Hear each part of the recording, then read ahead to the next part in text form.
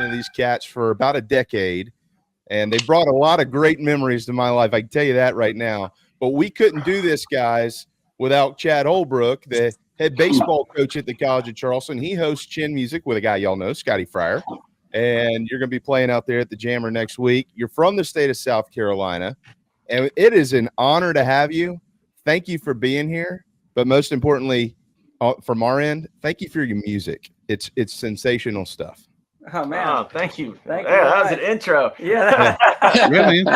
Yeah, appreciate it. Look here, man. Thanks for having us on. It's good to see you guys. Well, there's kicking ass like Carolina's going to do to Texas A&M on Saturday night. Yeah.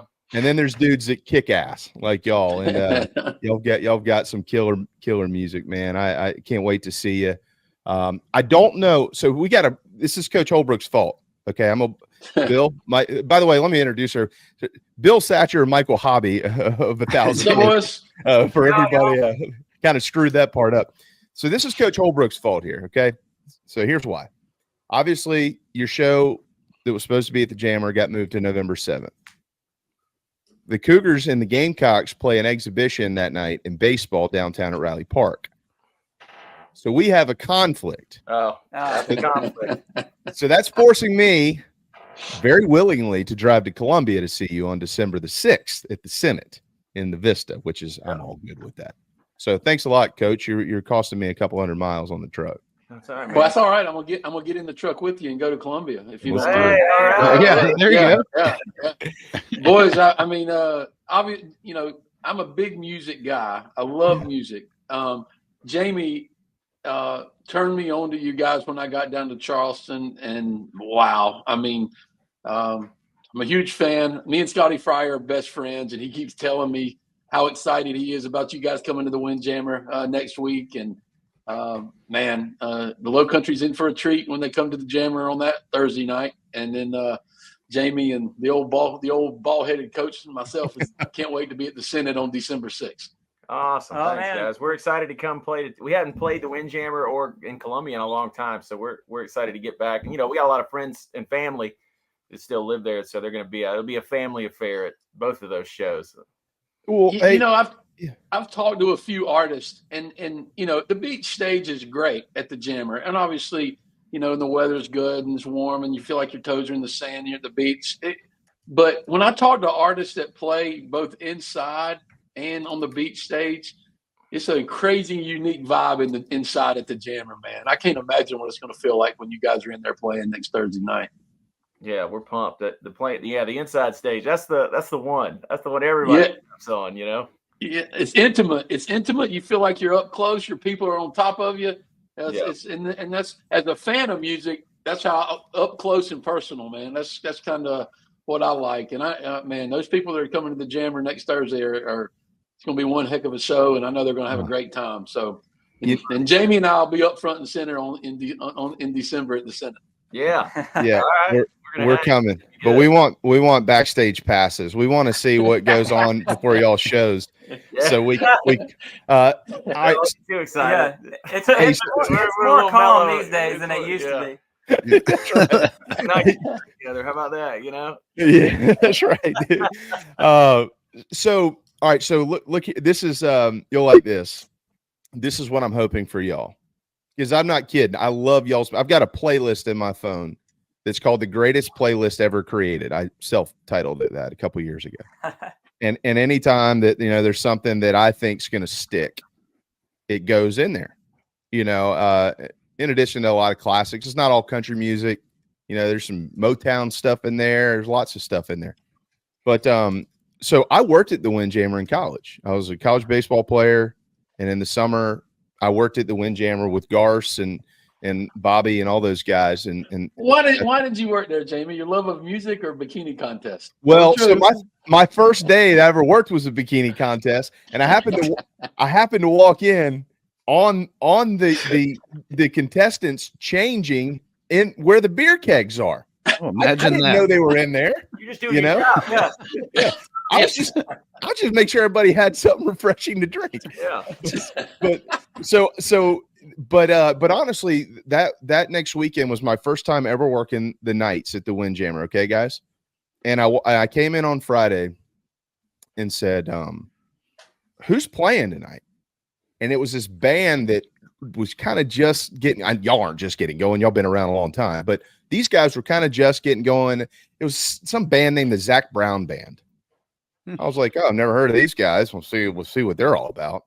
Well, of course, the first thing I did is play Chicken Fried, it's right when that was coming out. Yeah. And then from there, I was like, well, we're never going to see them again, because they just ballooned. So we're going to take the Windjammer stage, 1,000 horses, and we just hope that you'll kindly accept our invitation to come back on when y'all get to Zach Brown Band level and travel all around the globe. Y'all are that good, and it's really sensational stuff. That's why we played that clip to lead you in. Well, thank you. Man. Well, thank you very much. And we will. Absolutely. So tell everybody, y'all are South Carolinians. You're natives. Where are you from? Oh, yeah. Born and raised in Newberry, South Carolina. Yeah. How about that? And Nice. and you're Gamecock fans. Yeah. Both of my parents graduated from USC in the 70s. So I grew up, it was Gamecock everything, my entire life. The heartbreak that isn't sometimes included of being a Gamecock lifer, but when you grow up in South Carolina, Clemson versus South Carolina is like the whole thing. You have to pick a side, and it's life or death. Event of the year. Yeah. My family's like half divided. I had one brother go to Carolina and one brother go to Clemson. And so I grew, and I didn't go to college, so I just partied at both schools. So I feel like I got the best of both worlds, Yeah, there you go. Who had the better time? Where were the better parties, the Upstate or 5 Points? Man, people ask me that, and I probably spent more time. I had a damn good time in Columbia. Yeah. We've all done that. On Waccamaw Street. Y'all know where that is? Oh yeah. Yeah. And they had one of them was an engineering major and had built a 2-story beer bong. Yeah, Rumpelstiltskin. Called Rumpelstiltskin. That had it had a bunch. It had like 8 different spouts on the bottom with a lever. Yeah. And I don't know. We had some wild times on Waccamaw right there at 5 Points. But also, Michael and I mean, when we were teenagers, we grew up, cutting our teeth playing, New Brooklyn Tavern. And do y'all remember what was that show? Headliners. Yeah. And Crocodile Rocks. Oh my Wow. God. Yeah. Uh-huh. Yeah. I mean, Bill and I played, we were 15, 16 when we played Crocodile Rocks. The 93.5, Attention Deficit Dave was the band, Locals Live. And I remember that was like our first gig together, and we played that, and we ended up winning that whole thing. But man, yeah, we were staples at New Brooklyn Tavern and Headliners. Headliners, they were such great venues. Headliners isn't there anymore. No, it's not there anymore. But New Brooklyn's still around, isn't it? New Brooklyn. I think they moved to the Vista, or I mean, not to the Vista, to 5 Points. I think they moved to 5 Points. It used to be over in Casey or West Columbia. Yeah, right over I there. remember it was like going to playing there was like the dream. It was like when it rained, like the stage had a leak over it, so all your there'd be buckets on the stage that would just catch the rain at New Brooklyn Tavern over there across the bridge. And then man, going to Fallout and watching all those bands. We were young kids skipping school to come down there. Yeah. So when did y'all decide to pack? When was that? Like what years were that? And when did you decide to go to Nashville? We moved to Nashville at the end of 2005. Okay. Like I just graduated high school, and Bill had another year, and our principal was cool. Bill Floyd, rest in peace, Bill. He told Bill that he could finish high school from Nashville if he did his online courses. And sure enough, he did. He got a diploma. Well, because of places like, New Brooklyn Tavern and Headliners. And gosh, I feel like we even did some. I know Michael and I were like, when we were in high school, we had a band and we were, making money. We were making $100 a night. It wasn't like a ton of money, but for teenagers, it was a lot. Yeah. And, we had an old school principal who was like, his train of thought was like, well, if you want to know, I mean, if you already know what you want to do for a living and you're already doing it, he was like, well, you know, I don't want to stop you from doing that. And we had an opportunity to come to Nashville and record, and it was only supposed to be for 2 weeks. And we just ended up loving it and staying. And, you know, we gave them a call and they said, yeah, sure, man, we'll just mail you your schoolwork. And like, you know, if you know what you want to do and, you know, you have an opportunity to go pursue it and learn, you know, go for it. And so, you know, my mom was like pretty disappointed that I left home 6 months early. You know, she still tells me, but, you know, that's why we ended up here, is because, you know, we came up here to record and just loved it and stayed. But, you know, we still, like, to this day have, you know, it's easy to think about like, oh, I started my music career in Nashville, but, you know, when we formed 1,000 Horses, because we weren't 1,000 Horses yet, we were called Sterling Y at the time, and I don't know what that means, but wait, say it. Sterling what? Sterling Y? Sterling Y, the letter Y. Yeah. Oh. Coming up with band names hard, but well, we're going to ask you about 1,000 Horses. We're going to certainly get in there, but yeah, go ahead. Sorry. No, I'm just saying, it's like it's easy to think like, oh, our music career started when we started 1,000 Horses, but no, really, it's like we still have a lot of relationships and friends and stuff that came from our time in South Carolina, cutting our teeth as, you know, teenagers, and after that. And so it really, you know, started there in Columbia, in Newberry, you know, playing all the venues around that we could. You know, Coach, I don't know if you're going to jump in here, but I'm saying what you said. So we have I don't know if y'all know this, we've got some mutual friends. One of my dear friends, best wedding I've ever been to, Patrick Davis. Yeah. Oh yeah. And Michael Haney. I actually talked to both those guys about y'all this week. I said, you're not gonna believe this. We get these cats on the show. So they said to tell you hello, but Patrick said to give you a big hug from him. He was saying, I guess y'all had written some music or something back in the day too. But I remember having in-depth conversations, and Coach, I'm sure you've talked to PD about this plenty, when he first got to Nashville. And I remember, you know, a lot of what he said was very similar to what a lot of people say, which was kind of scary. You know, what was that experience like for y'all when you got there and just young kids? You couldn't even drink legally.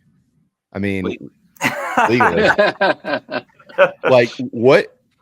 Take us back to what was going on in your lives then, and to get you to where you are now. Man, when we moved here, we were really excited to move here, and we knew a guy here who we were working with, so we kind of like met him. And you know, the thing about Nashville is we made instant friends with people when we got here, like, you know, and we're still friends with those people today that we met, that were musicians, that were artists, and you know, our like friend, you know, Taylor Swift's bass player Amos was like one of our first friends when we moved to town, and he was just moving from Virginia to play bass and do session work. Another buddy of ours, Miles McPherson, we just did a session with last week. You know, he was another guy who's from here that we met 20 years ago. He's a drummer that, you know, he played with Kelly Clarkson and Paramore, and we still work together with him. And, you know, we got lucky because we got introduced to people, and, you know, and the town was a lot different now than it was then, but yeah, we got lucky, I think. I mean, we were excited to be in Nashville and excited to be, you know, on our own in a way at 17 and 18 years old. So we kind of jumped in. I mean, it was trying at times, you know, without a doubt. You know, Bill and I, you know, Bill worked serving tables and I worked at Buckle and Cool Springs, and, you know, we kind of trying to figure out who to meet and who to write with and how to get the band going and play shows. And we kind of got locked in with other bands in town, you know, that we'd go see their shows and meet them and party and then play shows together. And, you know, we were social. So you're out every night, that's for sure. And we met a good group of people when we moved here. We got lucky. Yeah. And also, like, at that time, it was like, I always say that, like, I'm very fortunate, and we feel fortunate to, like, we knew what we were passionate about, and we knew what we wanted to do very young. Mm-hmm. And we just, happy. We just happened to be, to get lucky enough to actually be able to pursue it, and have that opportunity. And so, at that age, when I was 17 and moved here, like I was to the point where growing up in a small town and everything, like I wasn't ready to go to college yet, and I knew that because, my sister is older than me and went to, she's 7 years older than me, and she went to one semester at the University of South Carolina. And then was like, I'm just gonna, she's like, I don't know. So I knew that, like, I didn't want to go. Like, my parents were not stoked about that, So I was like, well, I don't want to go to school, and like, because I feel like I'm just gonna like waste some money. I'm just gonna go. I want to go to Nashville, and I'll just get a job in the restaurant business because I grew up in the restaurant business because my parents owned a restaurant called Delamaters in Newberry, South Carolina. And Wow. so I was like, I know I can do that. And I was like, all I want to do is pay rent and just rock and roll. And then we'll see where it takes us. That was it. Well, boy, Hey, that's so cool.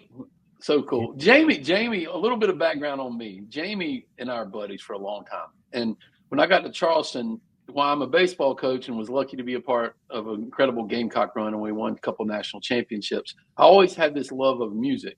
And when I got here, I got to spend more time going to venues or going and see shows and met some incredible people in the music business. I'm actually good buddies with your agent, Matt McGuire.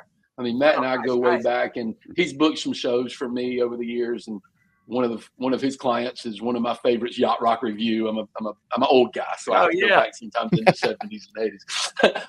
But having this podcast has been like a real treat for me because I get to talk to musicians and is where songs came from. And I, Wyatt Durrett's a dear buddy, and he's written 17 #1 songs and lives right down the road from me. And we had him on our podcast, and I love diving into their brains about the songwriting art and how unique it is and how talented you have to be. And so I was picking his brain on like where his songs came from. So I got to ask you, I mean, everybody knows about Smoke and it being a #1 song, and y'all are incredible songwriters and your music is insane. But as an old coach, I'm like, okay, where did this idea come from? How long did the song take you to write it? Everybody knows the song Smoke, but I was like, okay, so take me back to when that was pen was going to paper and that idea was coming out and in turn turned into a #1 song.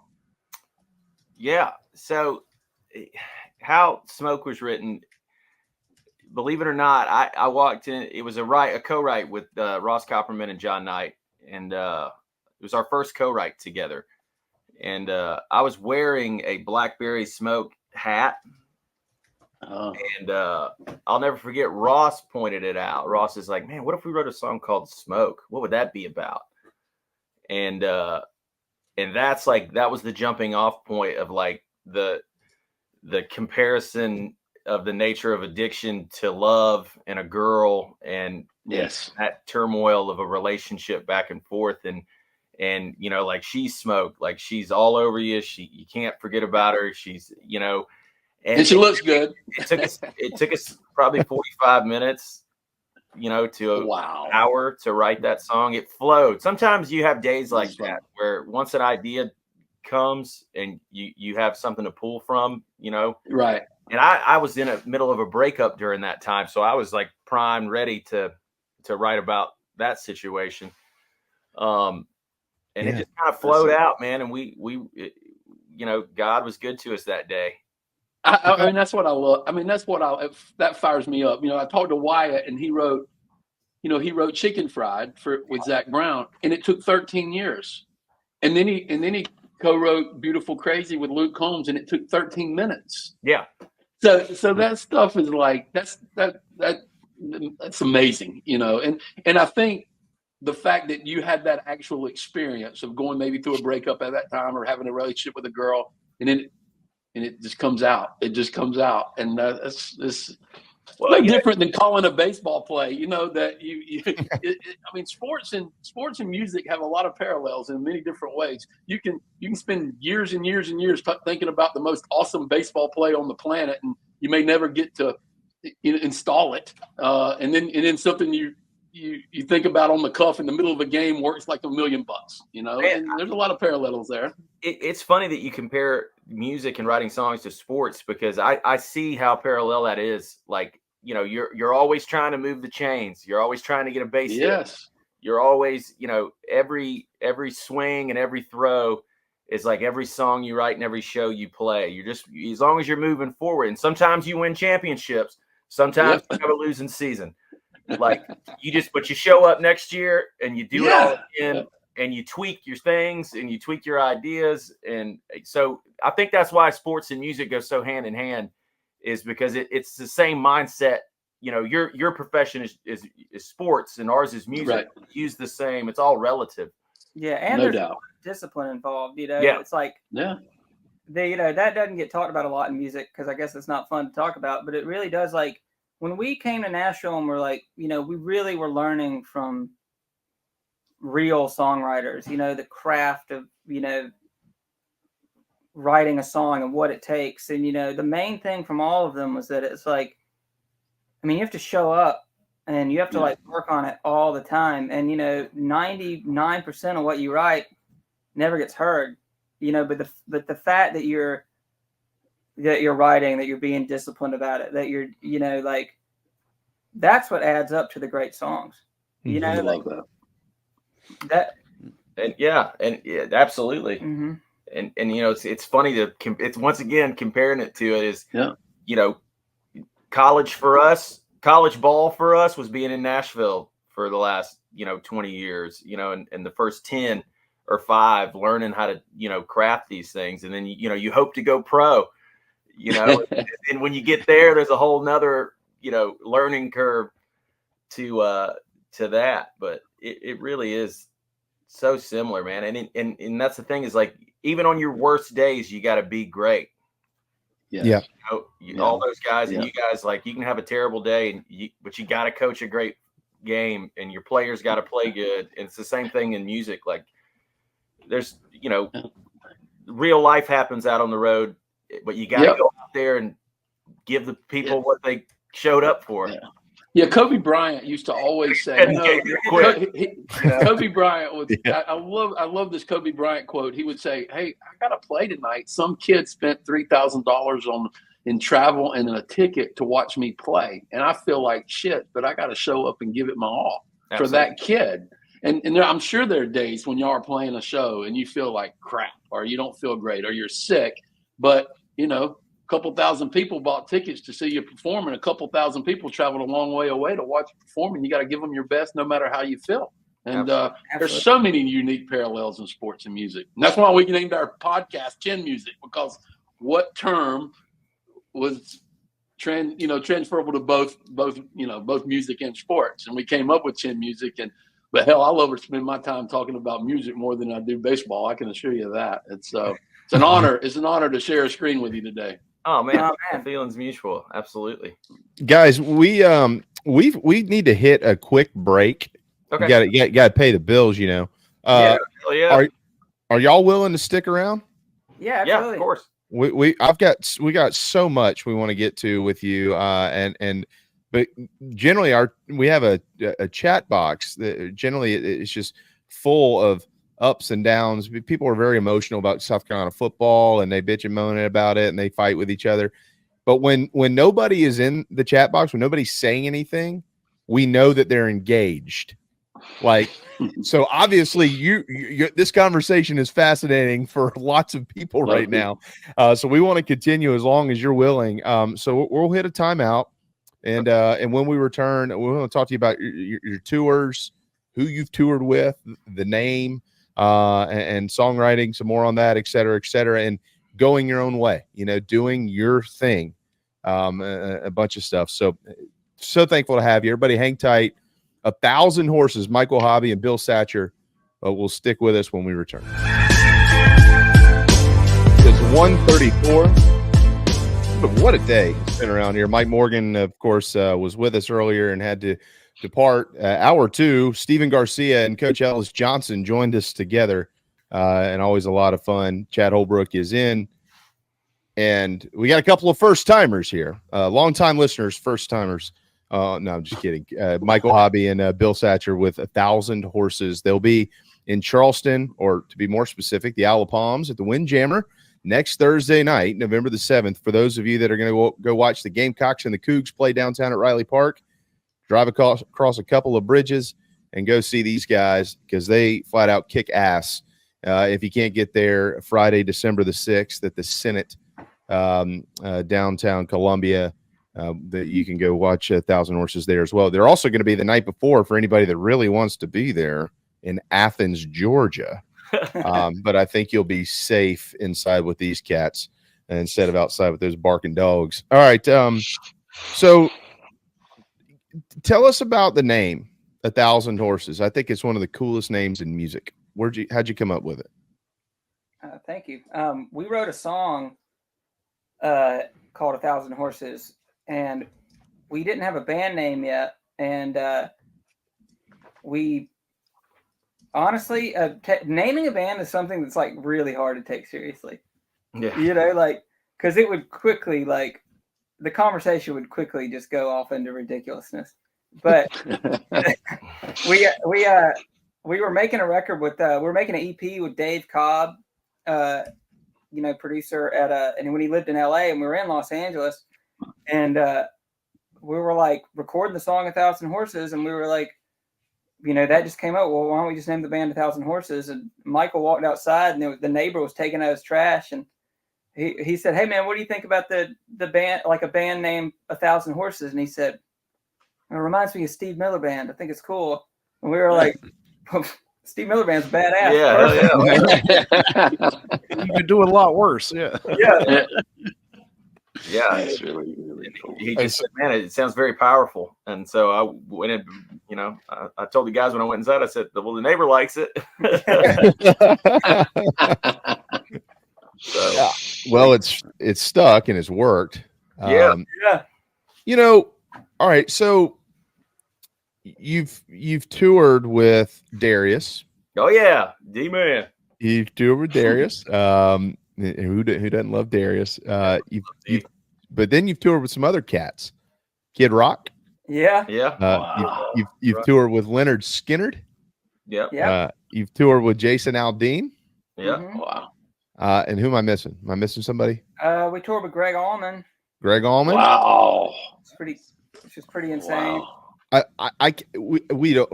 You know what? Actually, I'll tell you what. We do have all day because I'll talk to y'all. I want to learn as much as I can, but I know you don't have all day. So asking you to explain the things that happened in all these tours would probably literally take that amount of time, I'm assuming. But if you could maybe compare and contrast the things that can actually be talked about publicly, things that you learned from those guys, how to go about doing things, and what tour. Not all tours are the same, obviously. Being on tour with Darius is going to be a little bit different than being on tour with Kid Rock. Yeah. So kind of walk us through some of that. I'd say, so Darius was our first like really big tour of that size. And we're Carolina boys and he's a Carolina guy. And so he immediately took us in under his wing. And the cool thing about the Darius tour is like just seeing how he treats people and how he takes care of everyone. Like he truly is that guy. He's always around. What's his is yours. There's no rock star rules. There's no like anything of that. Like when you're on tour with him, you're a part of the Darius Rucker crew, and the people he has with him and his band are just as nice and generous. And man, it was just like a summer. I mean, we were on tour with Darius for like a year and a half.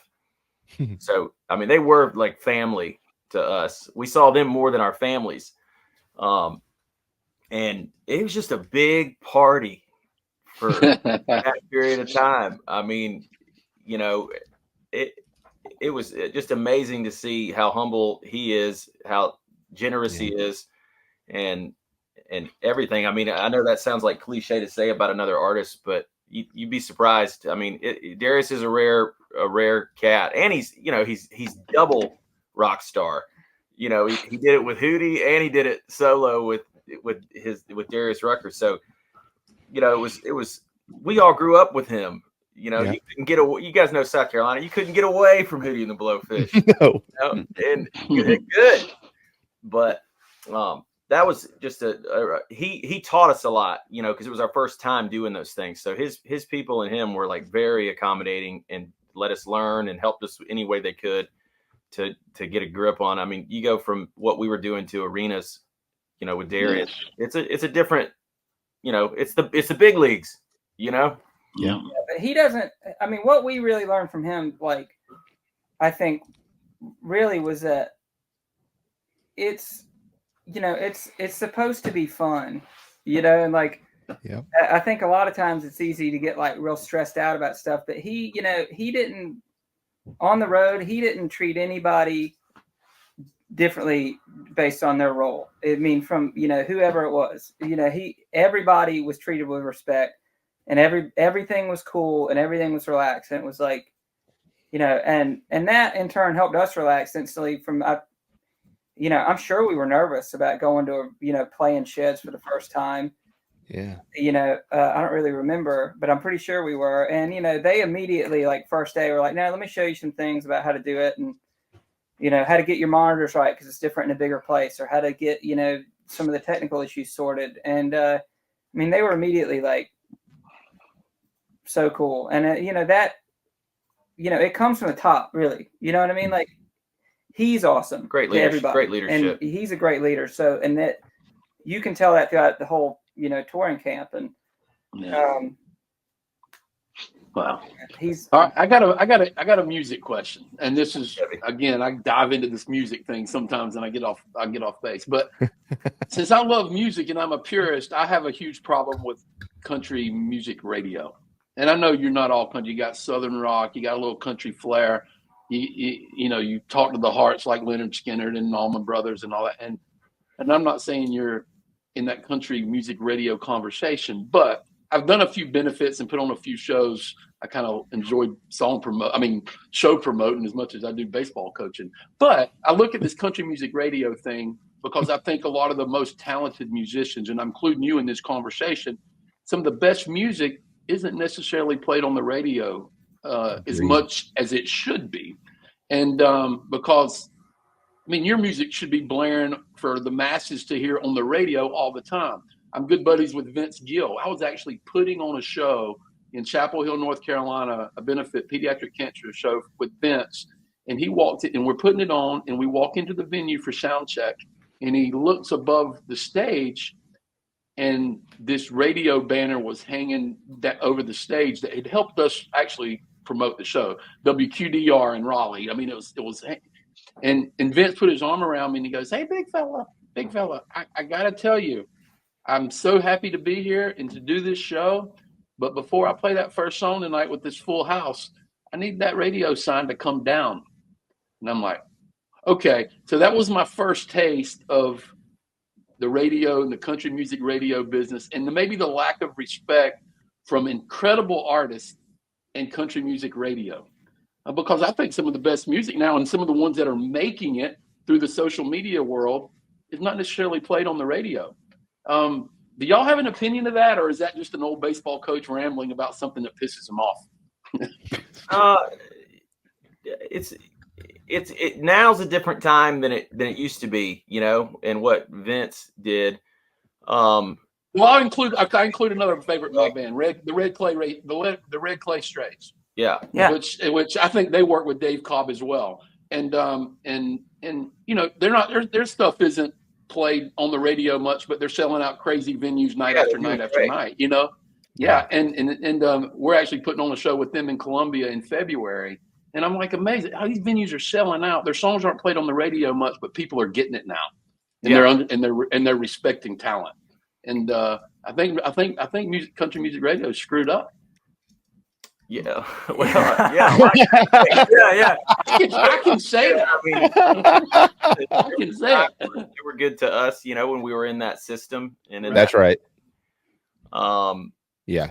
We greatly appreciate what they did. I definitely understand your side of it and can relate to what Vince said. And the cool thing about now is the ability to do something great and have people come to your shows without depending on one certain Radio. thing like it used to be. And it's interesting, man. The world's changed and the radio world's definitely changed. And that's a certain business model that those guys do. And then everybody's kind of got their business models. And if you're a part of that, then great. It can be very beneficial for you. And if you're not a part of it, Right. No. And it's not consistent with talent. That's the thing. Like in baseball and football, if you have incredible talent, you're on the field. And if you view country music radio as the field, as we parallel sports again, some of the best musicians and the most talented ones aren't necessarily on the field. They're creating their own field. And I include, I know y'all have been on the radio and had a #1 song and have incredible music, but your talent supersedes so many people that are on national radio, in my opinion. 100%. You know what I mean? Agree with that. And that's what the Red Clay Strays. So I'm a big fan of Charlie Worsham, who's an incredible talented musician, but Charlie's not on the radio. He's having to play with Dierks Bentley on tour, as a guitar player. And so those things fascinate me. But now, like you said, you can make it without them. And for people watching this show today, and you haven't seen these guys play, and you haven't listened to their music, their new stuff, their old stuff, all their stuff, you better jump on, man. It's incredible stuff. And I'm thrilled to be able to ask you a few questions today, man. It's been a treat. Absolutely. Well, let me interject real quick. This is the time where you put the promo in. The Outside is out. Their newest album has dropped. For anybody that actually hasn't downloaded it, that's how we got connected, Bill. Because I listened to. So let me tell you a little quirky thing about me. I'm gonna give away state secrets here. So some of these people that I see in Columbia that they think that for whatever reason they think I'm cool. They're probably not gonna think I'm very cool after. You're cool, man. I stay up until midnight every Thursday night to get the new batch of music that releases on Friday. That's awesome. Okay. Nice. Yeah. So that's where I got yours. I listened to your whole album from 12:01 a.m. until about 1 a.m.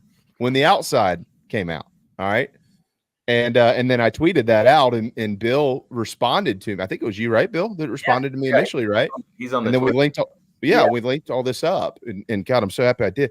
All right. So to Coach's point, I got two things I want to beef that up with, because he's exactly right. Y'all are probably better than about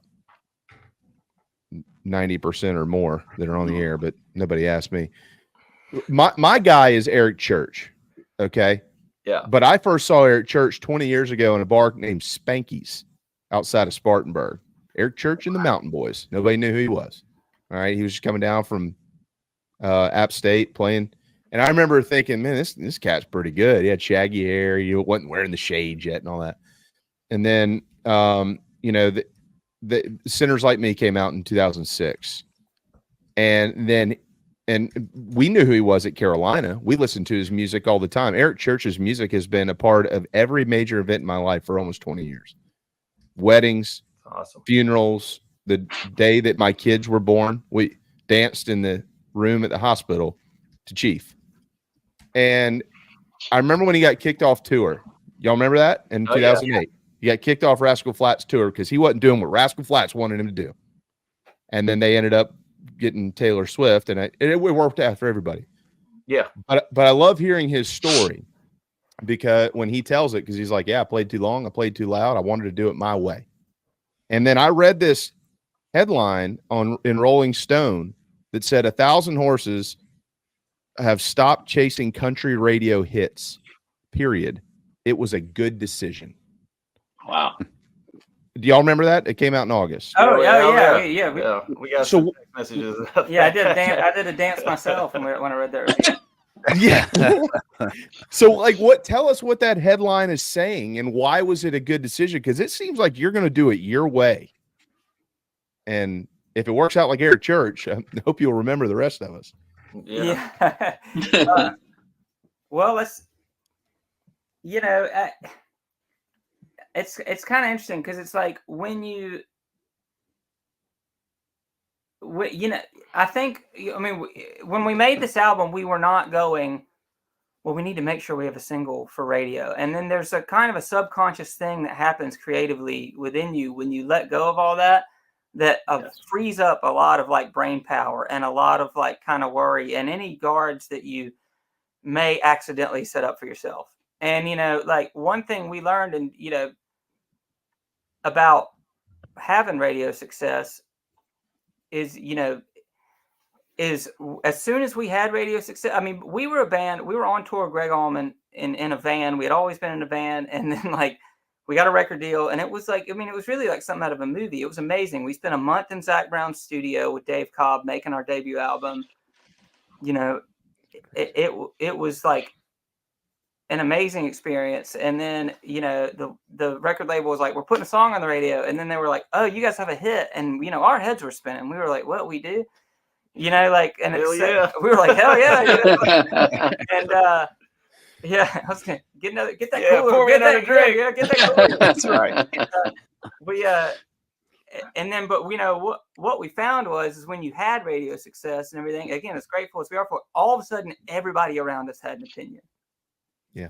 That we didn't have to deal, that we'd never dealt with before and didn't know how to handle and didn't know how to like, and I'm just being, I mean, we haven't talked about that time much because I have so many friends involved, you know, like at radio or still that, you know, worked at our old label or whatever, you know, that you know, it's like, I'm always afraid to be like, just being honest to like, I don't want to say anything negative because these are people that are still my friends, but there's really not anything negative to say. I'm just telling you, it's like all of a sudden we found ourselves in a conference room at the record label, you know, with a staff of people around us looking at us going, your next song should sound like this. Your next song should be this. You should write this. Why are you not doing that? This new batch of songs you're turning in isn't what we thought it was going to be. Blah, blah, and all this shit. And, you know, we were, you know, 26 years old at the time after Smoke. And it was like, it was a lot to take in. It was pretty overwhelming because our first record, Southernality, with Smoke on it, we had written it and put it together the way that a band would, the way we knew how to make a record. Yeah. You know, and it was us and Dave Cobb and, yeah, and, you know, really, and, you know, the guy that signed us from the label, that A&R guy who was fantastic, you know, was in there, but it was a really small core team group of people, you know, that were like involved in that. And so when you all of a sudden have all these opinions around you from, you know, it gets really weird and it starts to change how you create, or at least it did for me when I was writing lyrics. I began to second guess, like right after that, like everything that I would write, you know, which is not a healthy place to be creatively. And I had to like kind of untangle that, you know, from my brain over time. But like, you know, so to go back to the headline, you know, that was just acknowledging that kind of, we were freely creating, you know, with this album. And it's something that we, you know, still I try to remain conscious about doing because I think the world doesn't need, you know, artists that just kind of like sing something just to sing it. Fit in a box. You don't need more of that, you know, and it's like, there's enough of that. With the world, you know, I think like as artists, we try to like write songs that are real and true to us, you know, and, because, you know, really, when you ask people to listen to your music, you're asking for a part of their lives, you know, and that's something we take very seriously. And, you know, you're asking for part of their time. And so we want to make sure that when we make an album or we write a song or whatever, it is the most honest. Yeah. It's that we put all of our maximum effort into it, you know, because it's like, I feel like that we have that creative responsibility. I love when you say the word creative, it gets to me and because in talking to Wyatt Durrett, music is just incredible to me. And I know I'm probably coming off as a band nerd, so to speak here. And I am. I'm one of those. Me too, Coach. I'm with you. But you're not in there alone. When he's talking creative, I'm immediately going back to a conversation we had on Chin Music with Wyatt Durrett. And I asked him about playing the guitar because he doesn't play the guitar. And I was like, why? You've written 17 number ones. Why do you not play the guitar? And he goes, I don't want to learn how to play the guitar because it will affect my creativity and how I write songs. And I'm like, holy sheesh, man. It's way deeper than what we're listening to on the radio. How smart those two guys are on our screen today is way deeper than what we're just hearing at a show or hearing at hearing from a songwriting. It's just incredible to me. But as a coach, I got to ask you one question. I like this part of it. And this is another geek coming out in me.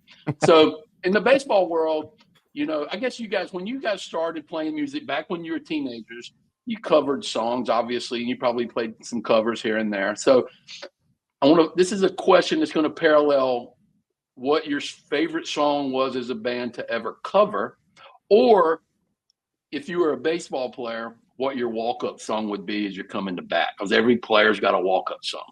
So, but this walk-up song can't be your song. It can't be your song. So, or it can't be your music. So if one, maybe they go hand in hand. Favorite cover, walk-up song. I gotta ask these talented people that, because shit, it's gonna take me back. See, Allman Brothers, you mentioned I love Blue Sky. And I'm sure y'all probably cover that from time to time. That would have been my walk-up song, because I went to the University of North Carolina and we're Carolina Blue, and Blue Sky was, the drinking anthem back when I was in college. But all right, so I got to pick your brain on that. All right, we used to cover "Running Down a Dream." Yes. I think as a cover, and then also, that'd be a great walk-up song, I think, for a baseball player. No doubt. No doubt. Yeah, going. What you got, Michael? Oh man, I'm trying to think my walkout song. What do y'all come out to now? Like the band, what's playing when y'all come on stage? We've been walking out to Southeastern Stomp. So the song on the instrumental on the record is like but Boys in Back in, it usually goes Boys Are Back in Town, and then it goes into the Southeastern Stomp, the instrumental on the new record that blares over the PA. Okay. Is what we're doing now. And it's funny to pick a walkout song, because my brother, my niece is on a softball team, and she wanted a walkout song. And their team is called Smoke. Oh, yeah. And my brother called me and was like, "What should she walk out to?" And I was like, "I don't know, American Badass by Kid Rock." A bunch of kids. Man, as far as walkout songs for me, we used to do Hard to Handle a lot. That'd be a good walkout song. Yeah, Hard to Handle. We covered that one a lot. That's a good walkout song. Yeah. I'll go with that. Hey, I'll go with Hard to Handle. Has that walkout music as you're taking the stage become much more important now to get the crowd going, or has that always been a thing? Because at these shows I go to, those songs that as this artists are walking out and getting the crowd going, seems like it's a little bit of a bigger deal, and I'm noticing it a lot more now at the shows than maybe I have in the past. Maybe it's always been there, but it seems to me like it's really taking shape now. Yeah. I mean, we always try to think about it. It's setting the vibe. You got to have we have a play that plays in the venue before we play. It just kind of gets everybody in the zone. I mean, you're going to a bar, you're going to an event, a show, so you got to have you got to set the vibe. You got to have the incense burning. It's got to smell right. It's got to look right. We got to set the vibe for sure.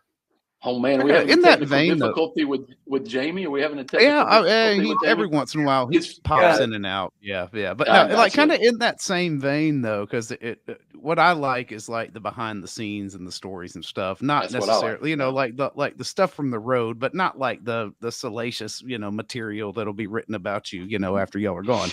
But like, are there these quiet moments, or have you ever had them with some of these guys you've been touring with, or some of these bands where it's just, y'all all are, kind of got some downtime, and what I like to hear is like, yeah, we just came together, man, we jammed for a couple of hours. It was like, do you ever have a moment like that on the road with anybody? Who was your favorite to just kind of go off script with, not just sharing the stage with somebody, but, actually having some moments off stage where you're really just getting to be yourselves with somebody else as a creative, as an artist, and just kind of jamming out?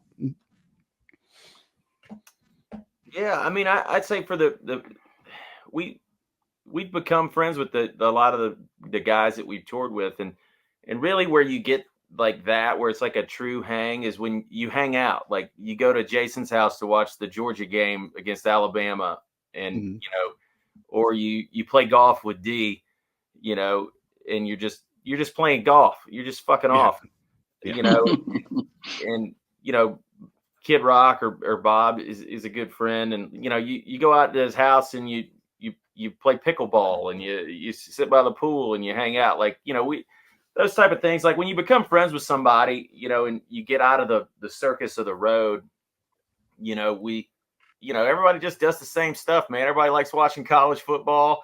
Everybody likes to grill out, and eat hot dogs, and you just hang. You take a little downtime. Do you have a favorite venue in South Carolina that you really? I know you look forward to going to all of them, but do you have one that you feel like, okay, the adrenaline's running a little bit different tonight. The sound in here, the acoustics in here are really, really cool. Do you have one of those places that's close to your heart that your fans would make sure to put it on the bucket list to make sure they see you at that venue? In South Carolina, I mean, or anywhere in Southeast or whatever. I would. This is only out of because it was like not my first concert, but I remember going to see the Black Crowes at Township Auditorium. Yeah. In 1998, I was 11, I think, at the time, and it was my first time meeting those guys, and I remember just watching the whole show front to back. You couldn't get me out of the audience. The Bear Jr. who opened, and then the Crows came on, and I think that would be. I've never played that place. Oh, we got to get that. We got to make that happen. I've hosted 4 events there. We're gonna make that happen. I love the Township circle for me. Township is a cool spot. Yeah, and every artist seems to love the sound in there. Love the acoustics in there. That would be a great. And that's the only. Let's get that done, Jamie. You there as well. Wow. Wow. Yeah. What's your favorite venue that you've played in anywhere? Ooh, favorite venue. Yeah, I mean, y'all been everywhere. Now we look at venues. It's like the operation of the venue, right? Who treats you the best? How nice it is, That's right. They got their shit together. Let's go here. Yeah, I love it here. Yeah. Another South Carolina. Venue. I love the House of Blues. House of Blues, Myrtle Beach is always great. Yeah, that place is incredible. And then it's a great size. There's not a bad seat in the house. Plus, all of the House of Blues venues are cool. Awesome. what about outside of South Carolina, or is there like a lot of people say God, man, I'd love to play Red Rocks. Red Rocks is on our list of we've never played Red Rocks. Every time we've played Denver, we played Fiddler's Green in town, which is a great venue. But man, Red Rocks is that's one still on my list that's on my bucket list to headline Red Rocks and sell it out. I think you would. That'd be cool. Yeah, that'd be cool. Yeah, that would be cool. Let's see. I'm gonna get Matt McGuire. I'm gonna get Matt McGuire on this thing about the Township. We're gonna get this thing going. Talk to Matt. Matt. Yeah. We're gonna get that going. Hey, you got built-in promotion here. Matter of fact, just so y'all know, as long as you don't care, we will. I don't think you'll care, but as long as we have permission to use your music. Although let me let you in on a little secret. One of our bumpers around here, and we're generally scheduled, by the way, to go off the air at 2:00, but I don't really care. One of our bumpers around here this summer was just with a lot of aerial video from the coast and across the state of South Carolina, was actual Summer, your song. Oh, nice. So I had dubbed that in, not legally, so please don't sue us. Use it all you want. But we don't monetize this. So don't worry. We weren't making money on you. Share. Yeah. It just just zazzes up the program, and people were like, "Dude, this song's a jam." I'm like, "1,000 horses, download the album." Or I guess it was a single at the time. But yeah, I mean, I'm gonna compress a lot of your music here, and we're gonna continue to run spots for y'all through December to promote ticket sales. Oh, thank you. So let's get it packed out. Yeah, that's kind of the point of this. I did want to ask you about Kid Rock too, man. Did you get to know him? What was Kid Rock like? Yeah, man, Bob is the best. Yeah, Bob. Yeah, we call him Bob. Yeah, it's Bob. Yeah. What? Because I feel like what you see is what you get with Kid Rock. 100%. But there's Kid Rock and then there's Bob. Right. Okay. And yeah, he's a really good buddy. And man, he besides some of his persona of his don't get his give a fucks, or zero. That's true and true, but he's a great dude and a great friend, and he's a very generous guy and helpful to a lot of people. That a lot of he doesn't like to advertise all the good he does. He's one of those guys that you just do what's right, and Mm-hmm. But yeah, man, he's a great guy. He's a fun friend and a character, But he's got your back, that's for sure. Well, I feel like if you're gonna do it, he did it his way 100%. Nobody tells him what to do. Yeah. Right? Like he's the example to follow, or at least one of them, right? As far as building who you want to be and play a game. He creates the game. Yeah, it's pretty incredible to follow his career. You think back to the music he was putting out in the 90s. Yeah. And to where he is now. You're right. Like he does, he is an artist that does his own thing. He's not beholden to anyone at all, Mm-hmm. And he makes his music his way and does his thing, and so. And he's awesome. He's the first guy to call if you got questions about things in business, and he'll show you everything of what he does and how he does it, just to help you figure out how you're going to do it. He's pro artist, and he's pro friend when it comes to this business. He's been in it long enough, he knows the dark side of it, and and he's kind of set his own path. So he's a real ally when it comes to the world navigating what we all do. And I'm sure you guys have that in sports, like a guy who's like, man, I'll help you anytime. Call me and I'll walk you through it. Yeah, 100%. We all got no doubt about it. What was one of the hardest things for y'all is, being artists and realizing that you were getting to the point where you're having to involve the business side of things into this? What was one of the toughest adjustments for you? Opinions. And trusting people. Like, don't you trusting people? Yeah, trust. Sometimes opinions can be good. Sometimes people got great ideas. The whole business and art are tough to mix.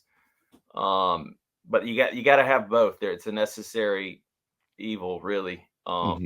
So for us, we've learned a lot about the business over the years that we've been doing it, and kind of understand, we've seen behind the curtain, and how it works. And like Bill said, it's more like, and Wyatt said about learning guitar, like you got to kind of keep all that stuff away from you when you need to not mess with your creative, clutter your mind. Clutter your mind, and I'm sure that's like with players.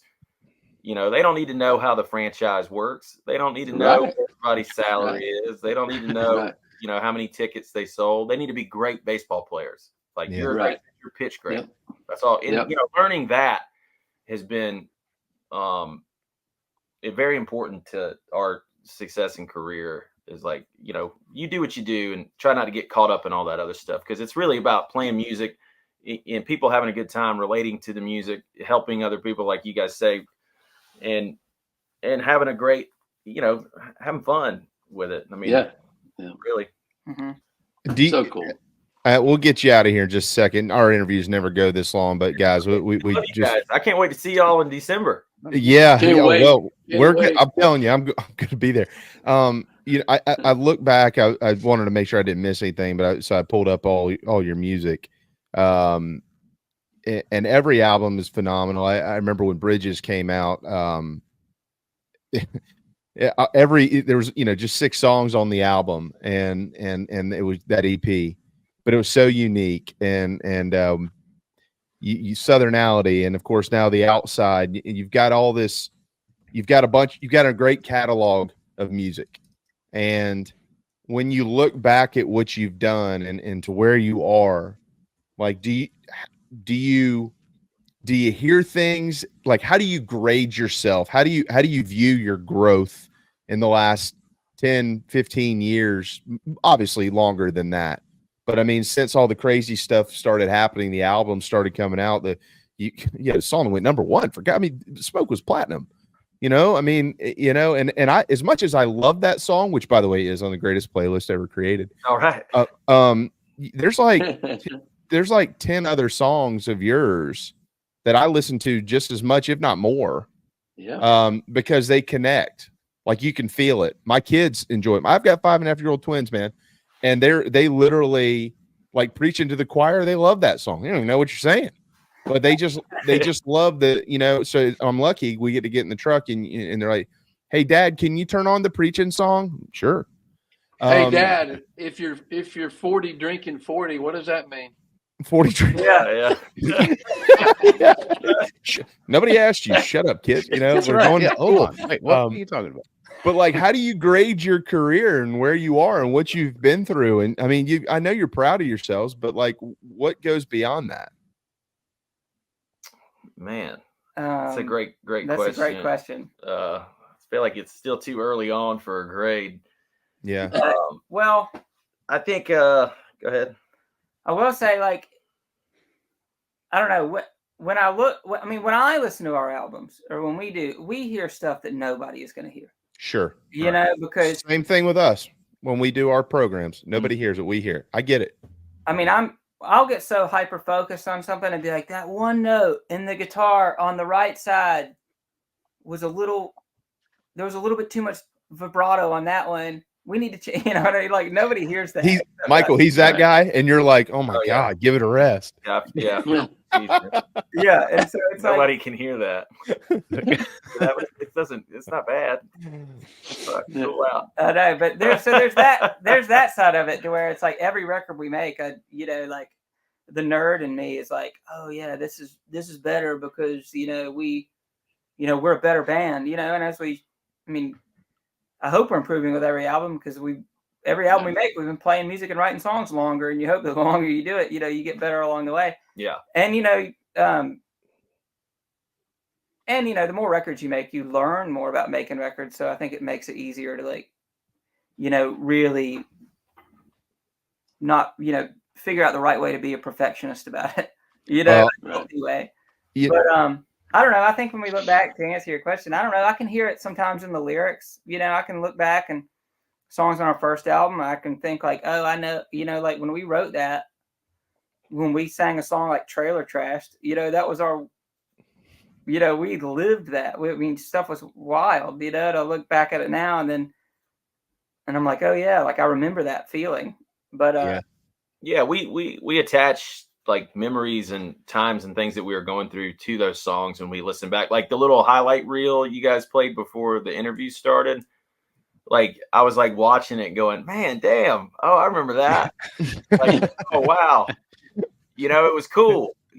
This is your life, Yeah. Like, sometimes you're reminded, of what all you've done over the years by just a little, minute and a half intro to something. Yeah. And I was thinking, why the hell did I have that haircut? Yeah, I was like why didn't somebody stop me? What the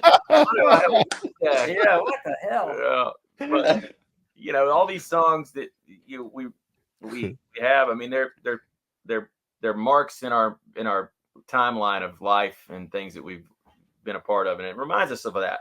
Mm-hmm. So, for us creatively, we just keep pushing and try to be better. And try to push ourselves to new heights, I guess, every time we make an album. I mean, that's kind of always been our goal. We're working on a new record right now while we're off the road. Oh yeah. Hell yeah. Yeah, we're in the studio right now, actually. So, and dude, that is awesome. Yeah. When's that coming out? How soon can you get that out? We're talking like first quarter of next year, March. Wow. We're gonna release I don't know if we've announced any of the listen, we're our own record label. We can say whatever we want. So we're gonna do a deluxe version of The Outside coming out. Okay. With some songs on it, and an unreleased song, and then some acoustic stuff, and then it's a couple of live tracks. I think maybe some live stuff too, which we haven't done a live album yet. That's something I still want to do, but maybe live at the Windjammer. Maybe so. No, man, it's fine. Township. The Township, live at the Township. That's right. Yeah. A good spot to do it. So we're going to release that in January with some more songs for the record, and then we'll start kind of rolling out this new album probably March.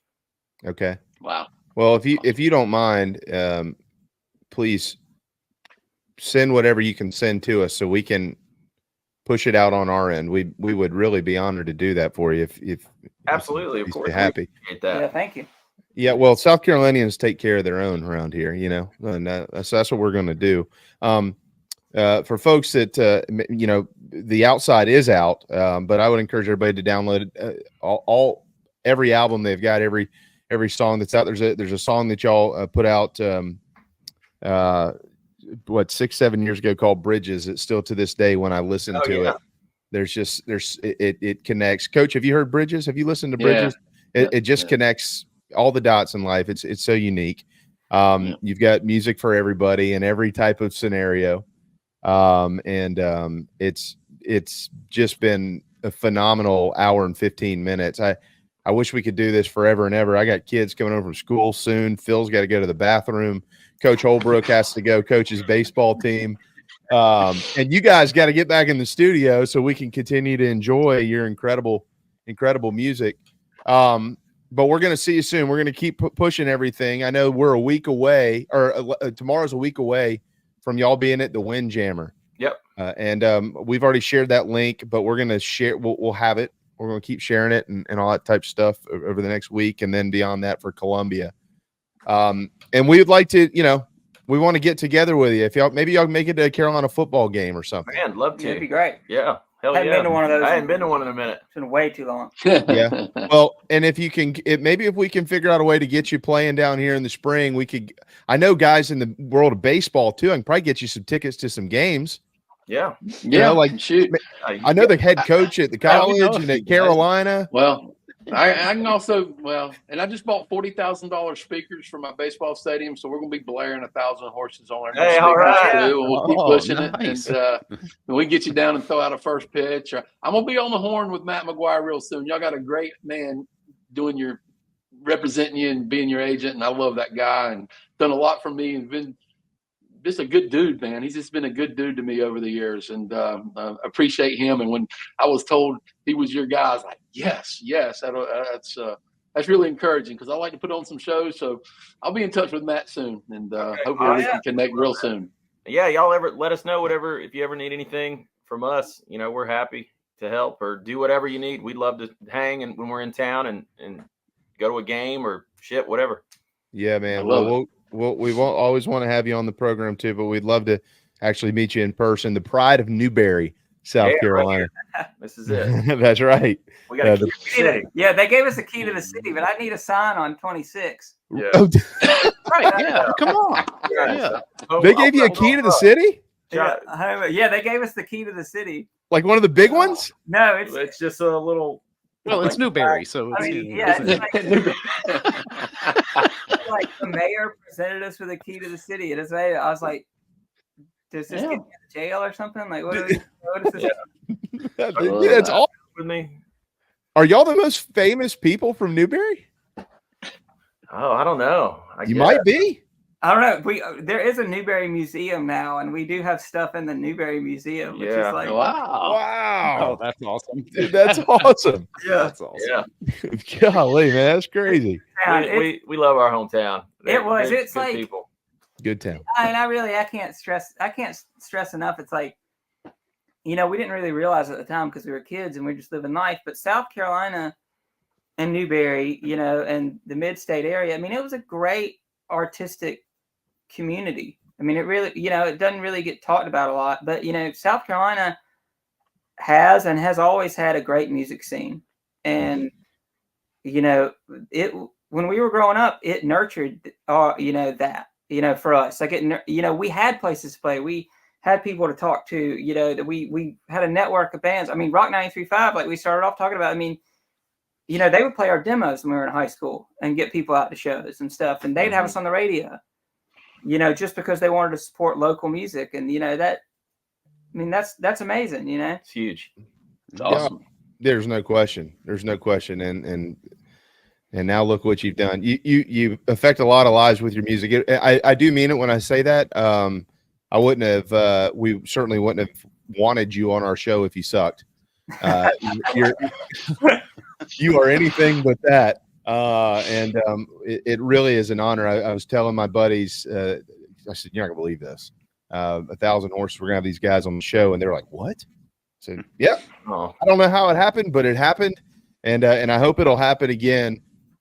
We got your back. We'll continue to promote all this stuff. Look forward to seeing you in December, and congratulations on all of your success. And most importantly, as we mentioned earlier, thank you so much for your music. It's just amazing stuff and very inspirational. It affects our lives in ways you probably can't imagine. Thank you very much. Well, Man. thank you guys. Yeah, that means a lot. We appreciate it. And y'all have a great week, and we'll see you, I guess, December. Yeah, but Olive Palms next week. Next week. Yeah. Y'all are gonna have a blast out there. It's gonna be awesome. I'm pumped. Yeah, I'm pumped. Safe travels to the Low Country, guys. Thanks. All right, brother. Awesome. See you guys. See y'all. Yeah, absolutely. Bill Satch.